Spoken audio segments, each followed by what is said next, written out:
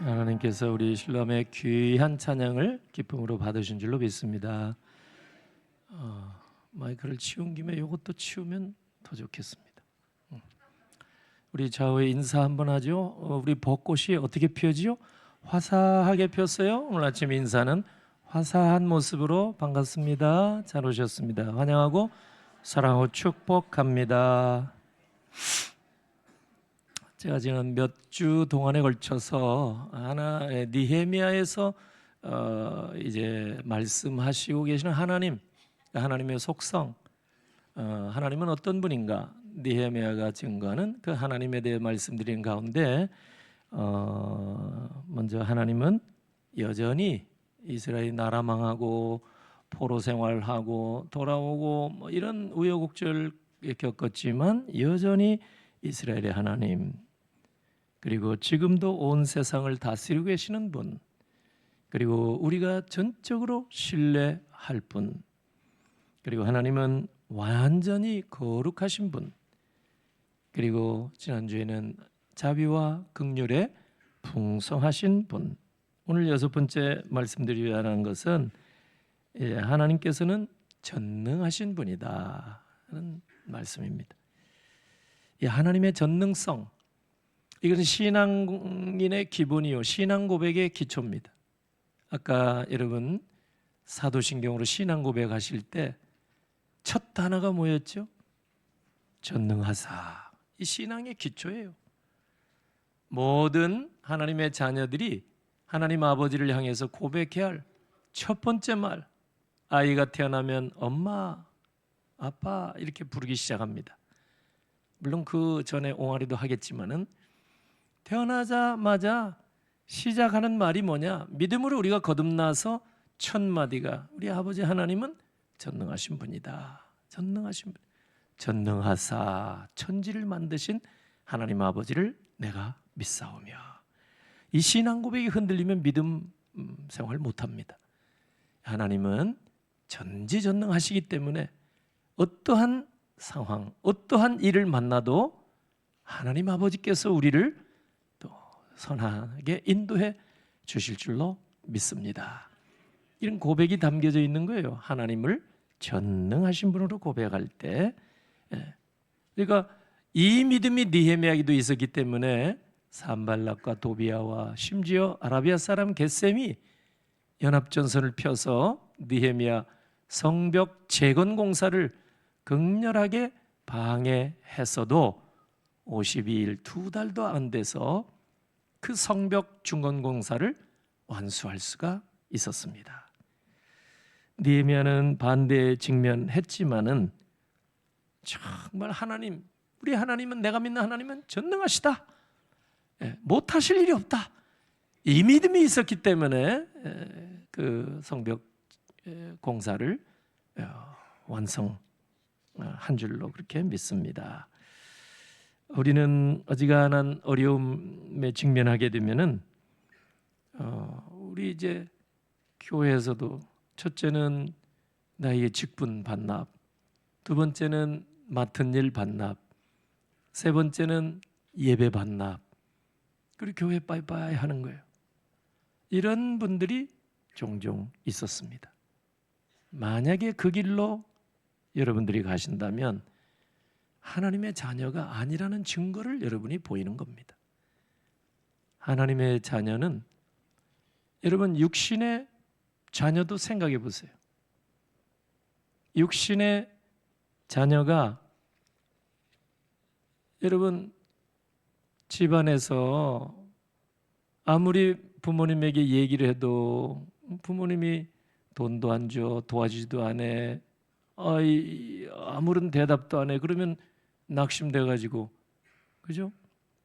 여러분 그렇다고 해서 부모를 떠날 사람이 누가 있겠습니까?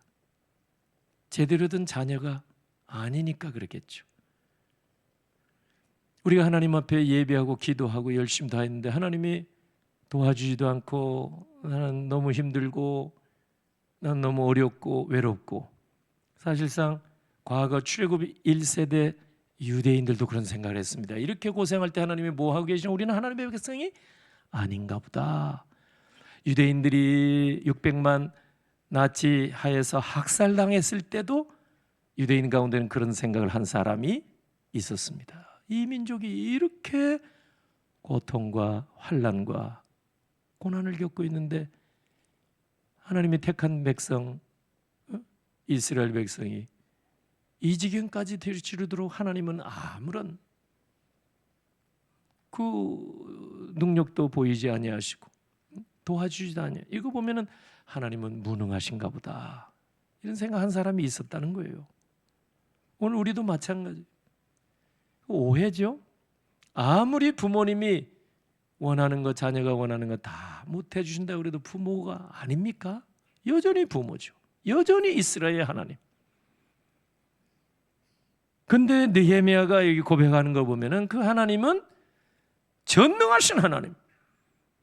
그 하나님을 확신하니까 이렇게 폐잔병 같은 유다 유민들, 나라 망해서 포로로 끌려갔다 70년 만에 돌아온 이 귀한 자들, 패배주의에 젖어 있을 거 아니에요. 나라 망해가지고 끌려갔다가 온 사람들이니 패배주의.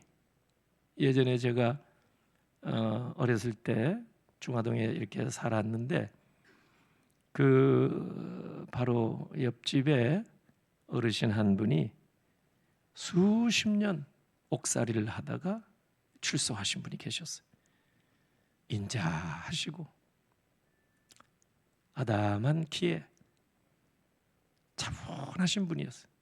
오랜 수십 년 감옥 생활을 해서 뭐 그렇게 되셨는지 모르겠지만 말씀하실 때도 아주 차분하게 이렇게 말씀하시더라고요. 오랜 생활, 감옥 생활에 이렇게 젖어 그러셨는지 모르지만 뭔가 제 어린 마음에도 그 어른을 이렇게 대하면 뭔가 미래의 청사진이 없어요. 나에게도 꿈에 대해서 얘기한 적이 없어요. 아, 그러냐? 그리고 모든 것을 다 통달하신 것 같지만 어찌 보면 모든 것을 체념하신 것 같아. 수십 년 옥살이 하면서 홀로 이렇게 따로 좀 정치 무슨 뭐 이런 죄로 아마 들어가신 것 같아요. 이제 뭐 아주 참 이렇게 인테리 같이 보이세요. 머리가 희끗희끗하시고 그때 제가 어렸을 때인데, 그러니까 수십 년 이렇게 여러분 감옥 생활하다 보니까 미래에 대한 어떤 비전과 꿈이 있을 수가 없겠죠. 이제 출소는 했지만 내가 막 그럭저럭 남은 날을 내가 참 편하게 보내야지, 그 정도 아니시겠어요? 잘은 몰라도 포로 생활 70년 만에 돌아온 사람들에게 정말 잘은 몰라도 미래에 대한 꿈이 있겠어요? 비전이 있겠어요? 힘이 있겠어요? 다른 사람이 격려할 만한 그런 입장이 되겠습니까? 전혀 그런 모습이 없었던 거예요. 패잔병, 패배주의 사로잡혀 있는 그런 사람들. 느헤미야는 그런 사람들을 붙들고 성벽 무너진 거 다시 중건하고 이스라엘의 마음을 다시 추스려서 미래에 대한 꿈과 비전을 갖게 해준 줄로 믿습니다.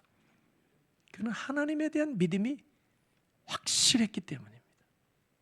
전능하시다. 오늘 여러분이 이 자리에 앉아 계시지만 하나님은 어떤 하나님으로 믿습니까? 하나님은 여러분에게 하나님은 누굽니까? 이웃집 아저씨입니까? 저만큼 멀리 떨어져 있는 분입니까? 아니면 어려울 때 무전치면 그때서 비로소 오시는 하나님이십니까? 아니면 여전히 택한 백성의 하나님, 나의 하나님, 나의 아버지. 여러분, 그 하나님은 능력의 하나님, 전능하신 하나님인 줄로 믿으시기를 바랍니다. 그러니까 느헤미야에게는 안팎으로 이렇게 대적하고 공격하는 사람들이 있었지만 감당할 수가 있었던 거예요. 느헤미야는 두 가지 적이 있었어요. 첫째는 내부의 적. 이게 뭡니까? 낙심이라는 거예요. 낙심. 이제 우리는 패잔병과도 같고, 우리는 포로, 우리는 나라도 망하고, 땅은 우리 조상적부터 산 땅이지만 우리가 여기서 그래서 주인 노릇을 못하고 있는, 아직도 여러분 바사가 바벨론이 지배하더니 이제는 바사가 페르시아가 지배하고 있어요. 식민 통치를 받고 있단 말이에요. 그러니까 이 내부적으로 이 유다의 백성들은 다 이렇게 마음이 주눅들고 처져 있고 패잔병 같고 패배주의에 사로잡혀 있었습니다. 이런 사람을 추슬려 가지고 일을 하려면 여러분 얼마나 힘들겠어요. 두 번째, 외부의 적까지 있었어요. 그게 오늘 여기 2장에 등장하는 세 사람. 10절에는 두 사람만 먼저 나오죠. 산발락과 도비야. 19절에 보면은 아라비아 사람까지 같이 참여해서 느헤미야를 아주 집요하게 공격하고 방해하고 성벽 중건공사를 못하게 합니다. 이 호론 사람 산발랏은 아마 바벨론 사람인데 유대교로 개종한 사람으로 추정이 됩니다. 이 사마리아의 총독입니다. 총독. 그러니까 느헤미야가 유다의 총독으로 이리 왔다 하니까 그 옆에 지역인 사마리아 총독이 이리 찾아온 거예요. 폐허가 된 땅과 같은 그 땅이, 예루살렘이 이 새로운 이제 이스라엘을 흥왕케 한 사람들이 왔다 하니까 소문 듣고 온 거예요. 배도 아프고 이 사람이 잘 되면 자기가 죽잖아요. 그러니까 빛을 못 보잖아요. 그러니까 다 통치는 지금 바사 왕이 다 다스리게 하는 거예요. 총독을 세웠잖아요. 그러니까 유다가 이렇게 폐허해 있는데 다시 복구가 돼서 잘 되면 임금이 얼마나 좋아하겠어요. 자기네들이 안 되겠다. 그게 세상 나라죠. 그게. 그러니까 느헤미야를 집요하게 성벽 재건공사 방해하는 거예요. 거기에 도비야는 이름을 이렇게 보면 여호와는 선하시다 이런 뜻이 있거든요. 그 아들도 믿는 사람이에요. 여호하난이라고. 그런 거 보면은 믿음은 뭐 그래도 갖고 있는 것 같아요. 뭐 명목상일지 몰라도. 근데 느헤미야가 잘 되는 거 볼 수 없다. 그래서 이 두 사람 벌써 의기투합한 거예요. 공동 정선을 펼쳐 느헤미야 반대하는데 아라비아 사람 19절에 보면 겟셈까지 이렇게 같이 동참해서 느헤미야를 힘들게 합니다. 이 사람은 아라비아 사람인데 여기까지 나타나서 느헤미야를 괴롭히는 거예요. 아라비아 사람들이 주로 당시에나 지금이나 마찬가지지만 하는 일이 더운 나라이기 때문에 이런 향품, 향유, 몰약 이런 걸 이제 수입하고 수출하고 소위 이런 장사를 해서 많은 돈을 번 사람으로 충분히 짐작이 갑니다. 그러니까 이 많은 돈이 있으니까 어디 가든지 행세를 할 수 있어요. 돈이 있으니까. 그래서 유다 땅에도 와서도 행세를 하는 거예요. 돈, 힘을 가지고. 다른 두 사람은 아마 이런 정치적인 어떤 힘을 가지고 있기 때문에 공동정선을 펴서 그렇게 느헤미야를 아주 힘들게 하는 거예요. 그래도 느헤미야가 맞서서 이런 극렬한 방해 공작이 있었지만 느헤미야는 기도하면서 영적인 전략을 가지고 대했습니다. 첫째는 느헤미야가 그런 아주 극렬한 방해 공작에 어떻게 맞섰느냐? 그러니까 19절, 20절에 보니까 우리 하나님이 우리를 형통케 해서 이걸 완성하실 것이다. 하나님의 말씀을 선포한 거예요. 믿음을 선포한 거예요. 믿음으로 할 수 있다. 이걸 선포한 거예요. 이게 지도자죠. 이게 훌륭한. 그죠? 미래에 대해서 비전도 제시하고 꿈을 꾸게 하고 성도들을 격려하고 여기도 막 이제 격려하잖아요. 격려. 놀라운 일이 일어나요. 격려해가지고 18절 보세요. 18절. 날 보지 말고 성경, 화면이 아직 안 떴으니까 같이 읽을게요. 화면에 놓여 있습니다. 시작. 또 그들에게 하나님의 선한 손이 나를 도우신 일과 왕이 내게 이른 말씀을 전하였더니 그들의 말이 일어나 건축하자 하고 모두 힘을 내어 이 선한 일을 하려 하매. 아멘. 이런 패잔병이고 패배주의에 사로잡힌 유다의 백성들, 포로 귀한 자들을 우리가 이 하나님의 일이니까 하나님께서 기뻐하신 일이다. 이 이제 성벽 재건을 해야 된다. 네. 이 민족의 자긍심이 걸려져 있는 문제 아니겠느냐. 그래서 이제 느헤미야가 이런 도전을 했을 때 백성들이 뭐라고 대답했습니까? 일어나 건축하자. 이거는 느헤미야가 한 말이 아닙니다. 이거는 백성들의 입에서 그냥 스스로 한 말입니다. 그러니까 느헤미야가 여기 17절에도 보면 격려한 거예요. 격려. 예, 우리가 다시는 수치당하지 말고 정말 하나님의 택한 백성답게 우리 한번 해보자. 그랬더니 격려를 받은 유다의 백성들이 무슨 얘기, 어떻게 얘기를 해요? 자, 이제 우리가 힘을 내서 성벽 재건 공사를 해봅시다. 이렇게 하는 거예요. 놀라운 일 아니에요?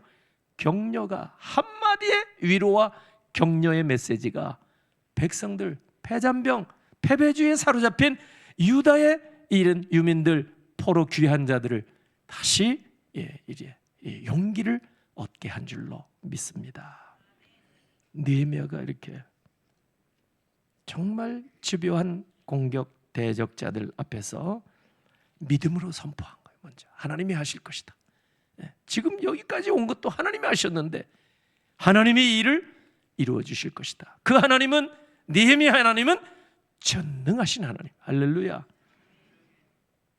두 번째 대응 전략을 보니까 기도입니다. 기도. 여기 느헤미야 2장에도 보면은 하나님이 선한 손에서 나를 도왔다 계속해서. 느헤미야 시작부터가 뭐예요?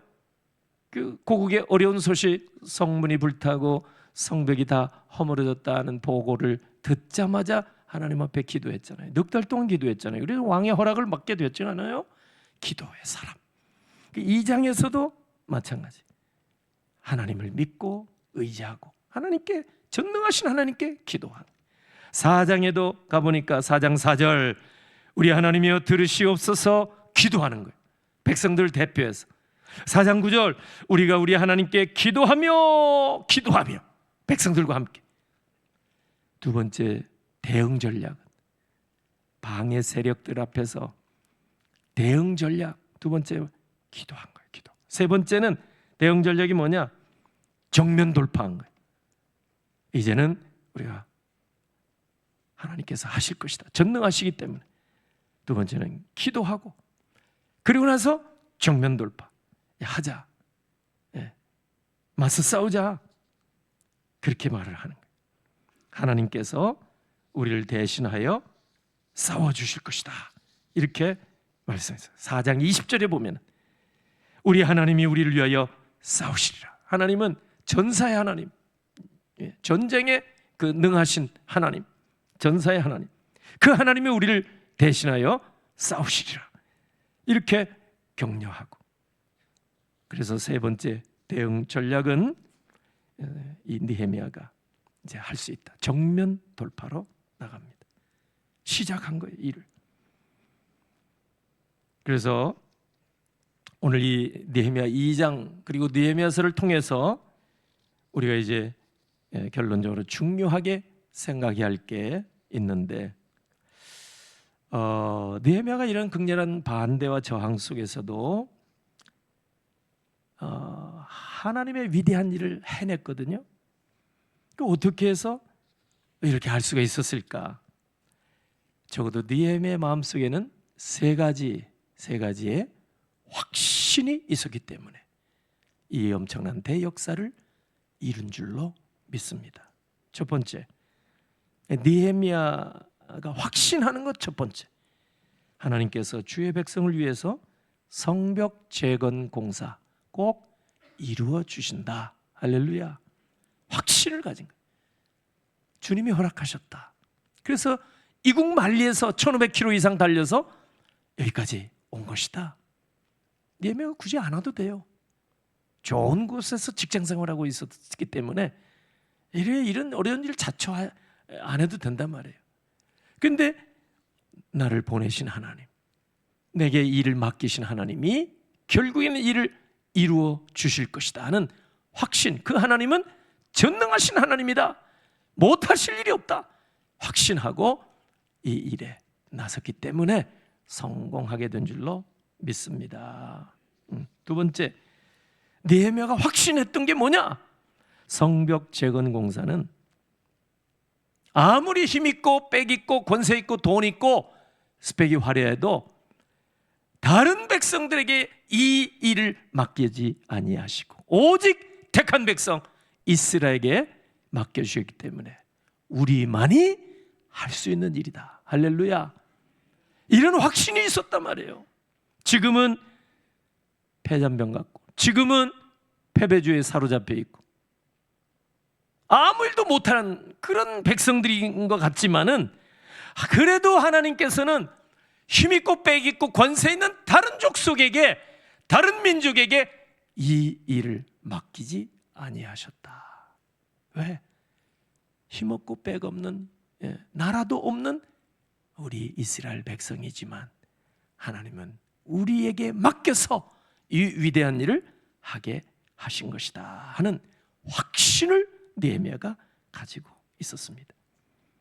마지막 세 번째 느헤미야가 가졌던 확신이 뭐냐 하니까 20절 여기도 나오는데 산발랏 그리고 그 추종자들에게 그리고 이 방해하는 자들에게 담대하게 말씀했어요. 믿는 게 있었어요. 믿는 게. 야, 이 느헤미야가 참 믿음의 어떤 용기가 대단한 분이에요. 느헤미야가. 어찌 보면 나는 느헤미야 이렇게 견주어 보면은 느헤미야는 성직자도 아니죠. 선지자도 아니고 제사장도 아니고 왕도 아니잖아요.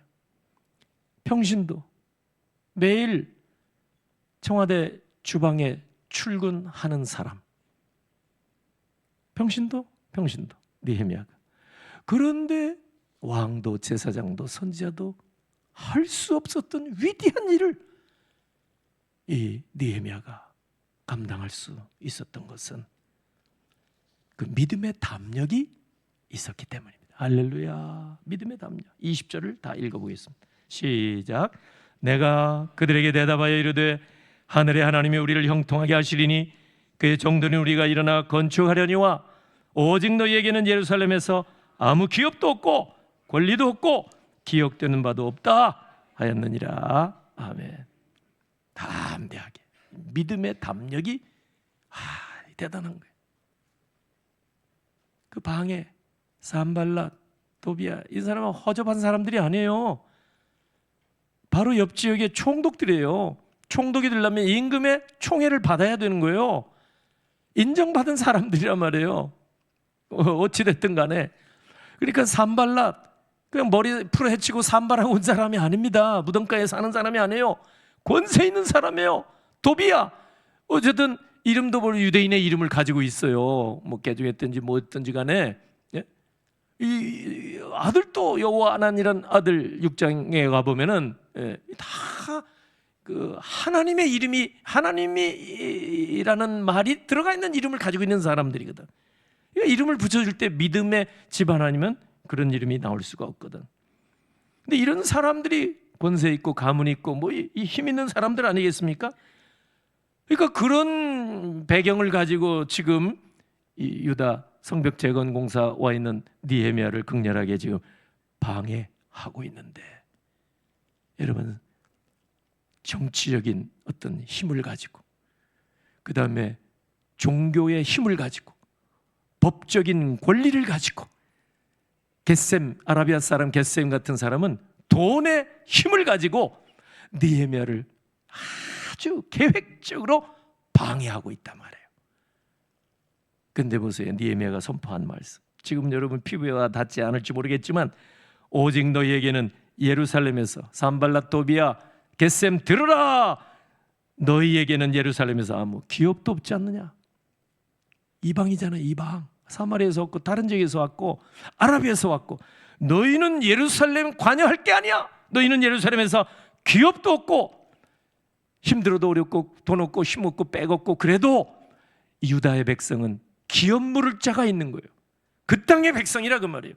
지금은 바사의 속국이 돼 있지만 조상적부터 차지하고 있는 이 땅의 주인이다 그 말이에요. 근데 너희들은 어디서 굴러온 자들이냐? 담대하게 느헤미야가. 와, 두 번째, 권리도 없고 법적인 권리가 없다. 너희는 관여할 바가 아니야. 손 놓고 나가라 이거예요. 네. 세 번째는 우리가 기억되는 바도 없다. 이 기록이 없다 그 말이에요. 호적이 없는데, 근거가 없는데 너희들이 무슨 소리 감내라 배나라 하느냐. 와, 이 느헤미야의 이런 배포, 믿음의 배포 생각하니까 나는 쫑재기 같고, 이분은 정말 큰 그릇이에요. 큰 그릇. 그러니 위대한 일을 하죠. 언제나 나는 이런 믿음의 삶을 살 수 있을까? 그 믿음의 그릇은 여러분, 하나님을 어떻게 우리가 생각하고 믿느냐에 따라 결정이 납니다. 믿습니까? 어렵습니까? 네. 졸립니까? 네. 지금 중요한 때예요. 클라이맥스 설교에.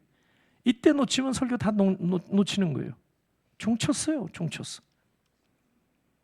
느헤미야가 지금 2장 20절에서 그렇게 집요하게 전략적으로 아주 방해 공작을 하는 세 사람, 실명으로 산발랏 도비야 겟셈, 이런 사람들이 정치력으로 법적 권한으로, 그 다음에 물질적으로 돈의 힘으로 이렇게 집요하게 방해하고 조롱하고, 야 여우가 올라가도 이게 성벽 보잘 거 없는데 무너지겠구나, 이런 비난이나 하고, 네가 성벽을 중건하는 이유는 네가 거기서 왕 되려고 하느냐? 왕이 지금 바사에 있는데 이렇게 공격을 하고,